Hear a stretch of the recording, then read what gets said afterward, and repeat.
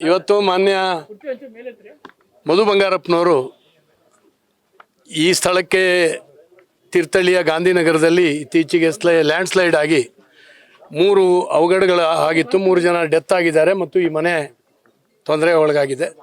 ಈ ಸ್ಥಳವನ್ನು ನೋಡಲಿಕ್ಕೆ ಪರಿಶೀಲನೆ ಮಾಡಲಿಕ್ಕೆ ಬಂದಿದ್ದಾರೆ. ಅವರು ಅಧಿಕಾರಿಗಳ ಜೊತೆನಲ್ಲೂ ಮಾತಾಡಿದ್ದಾರೆ, ಇನ್ನು ಮಾತಾಡ್ತೀನಿ ಅಂತೇಳಿ ಹೇಳಿದ್ದಾರೆ. ನಾನು ಅವರು ಸೇರಿ ಈಗಾಗಲೇ ಒಂದು ಮೀಟಿಂಗನ್ನು ಮಾಡ್ತಾ ಇದ್ದೀವಿ ತೀರ್ಥಹಳ್ಳಿ ತಾಲೂಕ್ ಪಂಚಾಯಿತಿ ಕಚೇರಿನಲ್ಲಿ ಅಧಿಕಾರಿಗಳ ಜೊತೆಯಲ್ಲಿ. ಇವರಿಗೆ ಪರ್ಯಾಯವಾಗಿ ನಿವೇಶನವನ್ನು ಕೊಡಬೇಕು. ಇವ್ರನ್ನ ಬದುಕಲಿಕ್ಕೆ 4 ತಿಂಗಳವರೆಗೆ ಇವರಿಗೆ ಬಾಡಿಗೆ ಕೊಡಲಿಕ್ಕೆ ಸರ್ಕಾರದಲ್ಲಿ ಅವಕಾಶ ಇದೆ. ಹಾಗಾಗಿ ಆ ಬಾಡಿಗೆಯನ್ನು ಕೊಡಿ ಅಂತೇಳಿ ನಾನು ಈಗಾಗಲೇ ಹೇಳಿದ್ದೀನಿ. ಬಾಡಿಗೆ ಕೊಡ್ತಾರೆ ಮತ್ತು ತಕ್ಷಣದ ವ್ಯವಸ್ಥೆಗೆ ಅವರಿಗೆ ಏನಾದರೂ ಆಗಬೇಕು, ಅದನ್ನು ಕೂಡ ಮಂಜೂರು ಮಾಡಿಸ್ಲಿಕ್ಕೆ ಎಲ್ಲ ರೀತಿ ಪ್ರಯತ್ನ.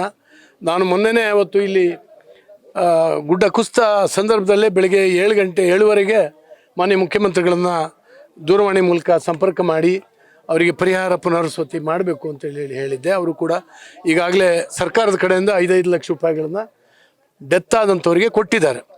ಹಾಗೆ ಈ ಮನೆ ಕಳ್ಕೊಂಡವರಿಗೆ ಇನ್ನೂ ಕೂಡ ಕೊಡಬೇಕು ಅಂತ ಹೇಳಿದ್ದೀನಿ. ಯಡಿಯೂರಪ್ಪನವ್ರ ಕಾಲದಲ್ಲಿ ಈ ರೀತಿ ಪ್ರವಾಹದಿಂದ ಮನೆ ಕಳ್ಕೊಂಡವರಿಗೆ 5 ಲಕ್ಷ ರೂಪಾಯಿ ತಕ್ಷಣ ಕೊಡಲಿಕ್ಕೆ ಒಂದು ಪ್ರಾವಿಷನ್ ಇತ್ತು. ಮತ್ತು ಈ ಮನೆಯವರಿಗೆ ರಮೇಶ ಯಾರಿದ್ದಾರೆ ಅವರಿಗೆ ಹಕ್ಕುಪತ್ರ ಕೂಡ ಇದೆ, ಇಲ್ಲಿಗಲ್ ಮನೆ ಅಲ್ಲ ಅದು. ಹಾಗಾಗಿ ಈ ಮನೆಯವರಿಗೆ ಕೊಡ್ಬೋದು. ಈಗೇನೋ ಕಮ್ಮಿ ಮಾಡಿದ್ದಾರೆ, 3 ಲಕ್ಷಕ್ಕೇನೋ ಇಳಿಸಿದ್ದಾರೆ. 1,20,000ಕ್ಕೆ ಇಳಿಸಿದ್ದಾರೆ. ಅದು ಯಾತ್ಯಾತಕ್ಕೂ ಸಾಲದು. ಪಾಪ ನೋಡಿ, ಈ ಮನೆ ಕಳ್ಕೊಂಡು ಎಲ್ಲಿರಬೇಕು. ಆ ಹೆಣ್ಮಗಳು ಹೇಳಿದ್ಲು, ನಮಗೆ ಔಷಧಿ ತೊಗೊಳ್ಲಿಕ್ಕೆ ದುಡ್ಡಿಲ್ಲ, ತೊಂದರೆ ಆಗಿದೆ ಅಂತ ಹೇಳಿ. ಇಂಥ ಬಡವರಿಗೆ ನಾವು ಏನಾದ್ರು ಮಾಡಲೇಬೇಕು, ಅದನ್ನು ಖಂಡಿತವಾಗೂ ಮಾಡ್ತೇವೆ ಅನ್ನುವಂಥ ಮಾತನ್ನು ಸರ್. ಇನ್ನು 3 ಮನೆ ಸ್ಥಳಾಂತರ ಆಗಬೇಕಿಲ್ಲಿ. ಅದು ಕಟ್ಟಿದ್ದಾರೆ ಪಾಪ, ಅವರೆಲ್ಲ ಏನು ಇಲ್ದಿದ್ದವ್ರು ಏನೋ ಕಷ್ಟಪಟ್ಟು ಕಟ್ಟಿದ್ದಾರೆ. ಅವ್ರನ್ನ ಇಲ್ಲಿಂದ ಈಗ ಶಿಫ್ಟ್ ಮಾಡಲಿಕ್ಕೆ ನಾವು ಪ್ಲ್ಯಾನ್ ಮಾಡಿದ್ದೀವಿ. ಈಗ ಮೀಟಿಂಗ್ನಲ್ಲಿ ಕೂಡ ಮಾತಾಡ್ತೀವಿ. ನಮ್ಮ ಬುಕ್ಲಾಪುರದಲ್ಲಿ ಒಂದು ಸ್ವಲ್ಪ ಜಾಗ ಇದೆ, ಪಂಚಾಯತಿಗೆ ಸಂಬಂಧಪಟ್ಟಂಥ ಗ್ರಾಮ ಠಾಣಾ ಜಾಗ ಇದೆ. ಆ ಜಾಗವನ್ನು ಇವರಿಗೆ ಸೈಟು ಮಂಜೂರು ಮಾಡಿ ಇವ್ರಿಗೆ ಮನೆ ಕಟ್ಟಲಿಕ್ಕೆಲ್ಲ ಹಣ ಕೊಟ್ಟು ಇವ್ರನ್ನಲ್ಲಿ ಕಳಿಸ್ಲಿಕ್ಕೆ ಆಗ್ತದ ಅಂತ. ಈ ಸ್ಥಿತಿನಲ್ಲಿ ಇಲ್ಲೇ ಮನೆ ಮಾಡ್ಕೊಂಡ್ರೆ ಮತ್ತೆ ಆ 3 ಹೆಣ ಹೋಗಿದ್ರ ಜೊತೆಗೆ ಇವರು ಮತ್ತು ಉಳಿದಂಥವ್ರು ಹೋಗ್ಬೇಕಾಗುತ್ತೆ. ಆ ಪರಿಸ್ಥಿತಿ ಇಲ್ಲಿ ನಿರ್ಮಾಣ ಆಗಿದೆ. ಇದು ಒಳ್ಳೆ ಜಾಗ ಅಲ್ವೇ ಅಲ್ಲ. ಆದ್ದರಿಂದ ಅವರಿಗೆ ಬೇರೆ ಕಡೆ ಜಾಗ ಕೊಡಬೇಕು. ಪಾಪ ಇದನ್ನ ಹಾಗೆ ಹೋಗಿ ಕೈಕಾಲು ತೊಗೊಂಡು ಹೋಗಿ ಅಂತ ಹೇಳಕ್ಕೆ ಏನಾಗಲ್ಲ.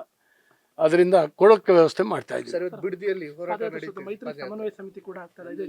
ಸರ್. ಖಂಡಿತವಾಗೂ ಸಮನ್ವಯ ಸಮಿತಿ ಆಗ್ತಾ ಇದೆ. ಒಟ್ಟಾಗಿ ಈ ಸರ್ಕಾರದ ವಿರುದ್ಧ ಹೋರಾಟ ಮಾಡಲಿಕ್ಕೆ ಎಲ್ಲ ರೀತಿಯಿಂದ ಪ್ರಯತ್ನಗಳನ್ನು ಒಂದು ವಿರೋಧ ಪಕ್ಷವಾಗಿ ನಾವು ಮಾಡ್ತಾ ಇದ್ದೀವಿ.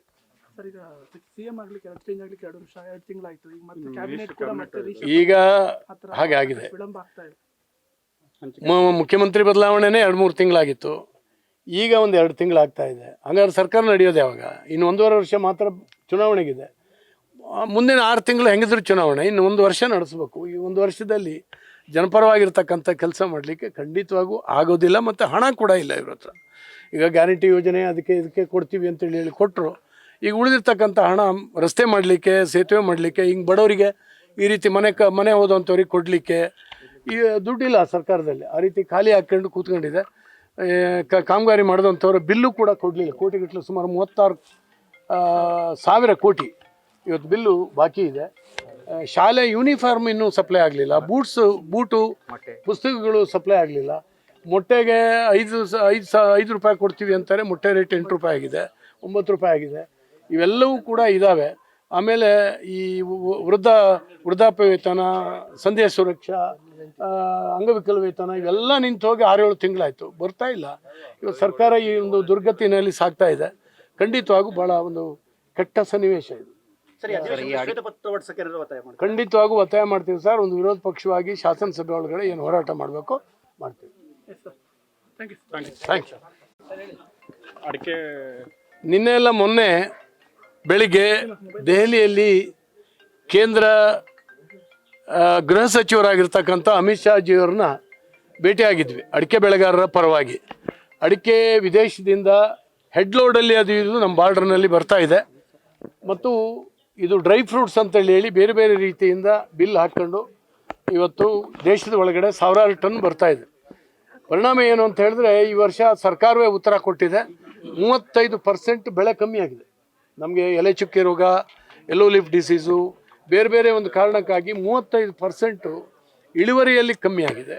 ಹಾಗಾಗಿ ಅಡಿಕೆ ಬೆಳೆಗಾರರು ಇದನ್ನೇ ನಂಬಿಕೊಂಡು ಮಾಡ್ತಾ ಇರ್ತಕ್ಕಂಥ ನಮ್ಮ ಪ್ರಮುಖವಾಗಿರ್ತಕ್ಕಂಥ ವಾಣಿಜ್ಯ ಬೆಳೆ, ಅದರಲ್ಲೂ ಕೂಡ ಕರ್ನಾಟಕದಲ್ಲಂತೂ ಬಹಳ ದೊಡ್ಡ ಪ್ರಮಾಣದಲ್ಲಿ ನಾವು ಬೆಳೀತಾ ಇದ್ದೀವಿ. ಹಾಗಾಗಿ ರೈತರು ಒಂದು ಹತಾಶ ಸ್ಥಿತಿಗೆ ಬರ್ತಾ ಇದ್ದಾರೆ. ತಕ್ಷಣ ನೆರವಿಗೆ ಬರಬೇಕು, ಅವ್ರನ್ನ ನಿಲ್ಲಿಸ್ಬೇಕು ಅಂತ ಹೇಳಿದ್ದೀವಿ. ಖಂಡಿತವಾಗೂ ನಾನು ಇದ್ದೇನೆ, ಅದನ್ನ ತಡೆಗಟ್ತೀನಿ ಅಂತ ಹೇಳಿದ್ದಾರೆ. ಹಾಗೆಂದರೆ ನಿರ್ಮಲಾ ಸೀತಾರಾಮನ್ ಅವ್ರನ್ನು ಕೂಡ ಭೇಟಿಯಾಗಿದ್ವಿ. ಮೈಲ್ ತುತ್ತಾಯಿ ಏನಿದೆ ಕಾಪರ್ ಸಲ್ಫೇಟು, ಅದು 18% ಇದರಲ್ಲಿದೆ, ಈಗ GST ರೇಟ್ನಲ್ಲಿದೆ. ಅದನ್ನು 5%ಗೆ ತರಬೇಕು. ರೈತರು ಉಪಯೋಗಿಸುವಂಥ ಎಲ್ಲ ಪೆಸ್ಟಿಸೈಡ್ಸ್ ಫಂಗಿಸೈಡ್ಸ್ಗೆ 5% ಇದೆ. ಹಾಗೆಯೇ ತುತ್ತಕ್ಕೆ, ರೈತರು ಉಪಯೋಗಿಸುವಂಥ ತುತ್ತಕ್ಕೆ ಇದು ಕೊಡಬೇಕು ಅಂತ ಹೇಳಿದ್ದೀನಿ. ಕಾಫಿ ಬೆಳೆಗಾರರಿಗೆ ಮತ್ತು ಅಡಿಕೆ ಬೆಳೆಗಾರರಿಗೆ ತುತ್ತ ಭಾಳ ಇಂಪಾರ್ಟೆಂಟ್. ಈ ಮಳೆಗಾಲದಲ್ಲಿ ನಾವು ಬೋಡೋ ಮಿಶ್ರಣ ಹೊಡಿತಾ ಇದ್ದರೆ ಫಸಲು ಉಳಿಸ್ಕೊಳ್ಳಿಕ್ಕೆ ಆಗೋದಿಲ್ಲ. ಈ ಸಾರಿ ರೇಟ್ ಬೇರೆ ಜಾಸ್ತಿ ಆಗಿದೆ. ಅದು ಕಾಪರ್ ಸಲ್ಫೇಟಿನ ರೇಟು ವಾರ್ ಆಗಿದ್ದರಿಂದ ಜಾಸ್ತಿ ಆಗಿದೆ. ಅದರ ಜೊತೆ 18% ಇದ್ದರೆ ತುಂಬ ಕಷ್ಟ ಆಗ್ತದೆ ಅಂತ ಹೇಳಿದ್ದೇವೆ. ಖಂಡಿತವಾಗೂ ಅವರು ಪಾಸಿಟಿವ್ ಆಗಿ ಯೋಚನೆ ಮಾಡ್ತಾ ಇದ್ದಾರೆ. ಹಿಂದೆ ಹೋದಾಗಲೂ ಕೂಡ ಹೇಳಿದ್ದೇವೆ, ನಾವು GSTನಲ್ಲಿ ಕೌನ್ಸಿಲ್ನಲ್ಲಿ ಏನು ಮಾಡ್ಬೋದು ಅಂತ ಹೇಳಿ ಯೋಚನೆ ಮಾಡಿ ಸಹಾಯ ಮಾಡ್ತೀವಿ ಅಂತ ಹೇಳಿದ್ದಾರೆ. ಒಟ್ಟಾರೆ ಅಡಿಕೆ ಬೆಳೆಗಾರರಿಗೆ ರಕ್ಷಣೆ ಕೊಡುವಂಥ ಎಲ್ಲ ಪ್ರಯತ್ನಗಳನ್ನು ಮಾಡ್ತಾ ಇದ್ದೀವಿ. ಮಹಾರಾಷ್ಟ್ರದಲ್ಲಿ ನಿಮ್ಗೆ ಗೊತ್ತಿದೆ, ಮೊನ್ನೆ ದಿನ ನಮ್ಮ ಲಾರಿಗಳನ್ನು ತಡೆದು ನಿಲ್ಲಿಸಿ, ಇಲ್ಲಿಂದ ಲಾರಿನೇ ಹೋಗ್ತಾ ಇರಲಿಲ್ಲ, ಎಲ್ಲ ಲಾರಿ ನಿಂತು ಹೋಗಿ, ಟ್ರಾನ್ಸ್ಪೋರ್ಟೇಷನ್ ನಿಂತು ಹೋಗಿ ಸುಮಾರು 2-3 ಸಾವಿರ ರೂಪಾಯಿ ಅಡಿಕೆ ಬೆಲೆ ಬಂದಾಗಿ ನಿಂತು ಕೆಳಗೆ ಬಿದ್ದೋಗಿತ್ತು. ಆದರೆ ಅದನ್ನು ಕೂಡ ನಾವು ಡೆಲ್ಲಿಗೆ ಹೋಗಿ ಮಾನ್ಯ ಮಹಾರಾಷ್ಟ್ರದ ಮುಖ್ಯಮಂತ್ರಿಯವ್ರನ್ನ ಅಲ್ಲಿಗೆ ಕರೆಸಿ, ಮೊನ್ನೆ ನಮ್ಮ ಜೋಶಿಯವರು, ಪ್ರಹ್ಲಾದ್ ಜೋಶಿಯವರ ಹೋಮ್ ಆಫೀಸ್ನಲ್ಲಿ ಒಂದು ಮೀಟಿಂಗ್ ಮಾಡಿ ಈಗ ಸರಾಗವಾಗಿ ನಮ್ಮ ಲಾರಿಗಳು ಹೋಗ್ತಾ ಇದ್ದಾವೆ. ಸುಮಾರು 1-2 ಸಾವಿರ ರೂಪಾಯಿ ರೇಟು ಕೂಡ ಜಾಸ್ತಿ ಆಗಿದೆ. ಹೀಗೆ ಅಡಿಕೆ ಬೆಳೆಗಾರರಿಗೆ ಭಾಳ ದೊಡ್ಡ ಆತಂಕದ ಕ್ಷಣ. ಯಾಕಂದರೆ ಒಂದು ಕಮರ್ಷಿಯಲ್ ಕ್ರಾಪ್ ಅದು. ಎಲ್ಲರ ಕಣ್ಣು, ಎಲ್ಲ ಅಧಿಕಾರಿಗಳ ಕಣ್ಣು, ಎಲ್ಲ ಭ್ರಷ್ಟರ ಕಣ್ಣು ಅದರ ಮೇಲೆ ಇದೆ. ಹಾಗಾಗಿ ಅದನ್ನು ತಡೆಗಟ್ಟಲಿಕ್ಕೆ, ಅದನ್ನು ಸರಿ ಮಾಡಲಿಕ್ಕೆ, ಆ ದಾರಿಯನ್ನು ಸರಿ ಮಾಡಲಿಕ್ಕೆ ಏನೇನು ಮಾಡ್ಬೋದು, ನಾವು ಒಂದು ಸಂಘಟಿತ ಒಂದು ಪ್ರಯತ್ನ ಬೆಳೆಗಾರರ ಪರವಾಗಿ ಮಾಡ್ತಾಯಿದ್ದೀವಿ. Thank you sir.